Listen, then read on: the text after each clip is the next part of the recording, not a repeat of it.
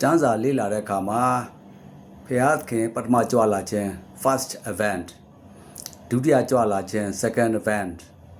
ခြေဆောင်ခြင်းပြီးတော့ပလင်ဖြူတရားစီရင်ရေးအဲ့ဒါတွေဟာများသောအားဖြင့်ဒီရှုပ်ထွေးပြီးတော့နားလည်မှုတွေမှားတတ်ကြပါတယ်ပထမကြွလာခြင်းကဘယ်လင်မျိုးမှာယေရှုကလေးငယ်ဝေးဖွားခြင်းကဖျားသခင်ပထမနဲ့နောက်ဆုံးလူသားဖြစ်ကြွလာခြင်းပဲဖြစ်ပါတယ်ဘယ်တော့မှဘုရားသခင်လူသားဖြစ်လူသားဝင်စားခြင်းဖြစ်ကြွလာတော့မှမဟုတ်ပါဘူးsecond event ကြတော့ဘေးဒဏ်ကြီးကာလအဆုံးမှာမိုးတိမ်နဲ့တကွာကြွလာတယ်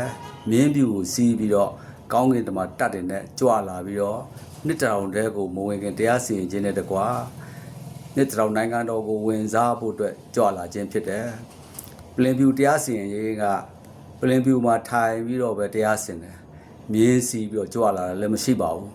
အဲ့တော့ဒါတွေကိုဗီဒီယိုထဲမှာအတော်လေးမွန်တက်စင်နဲ့ပြနေတာတွေနားလည်စေချင်တယ်မြင်းဖြူစီပြီးကြွလာတဲ့ပလင်ဖြူမှာတန်းထိုင်ပြီးတော့တရားစင်တယ်ဆိုတော့မှားပါတယ်ကျွန်တော်တို့ကခြေဆောင်ခြင်းကလည်းဘုရားသခင်ရဲ့အတန်ကြွေးကြော်ခြင်းနဲ့တကွကောင်းကင်တမန်များတဘိုးမှုတ်ခြင်းဒါတွေကို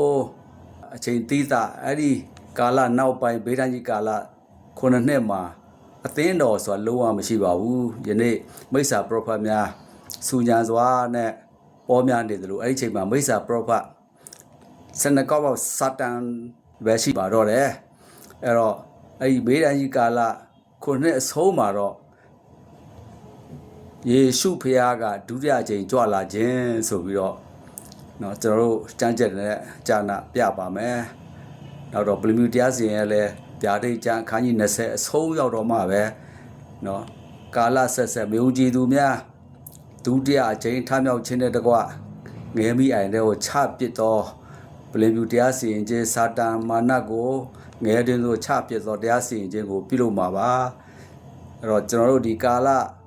3ခုကိုအသေးချာသိဖို့ကျွန်တော်အနေငယ်စံချက်နဲ့ကွာ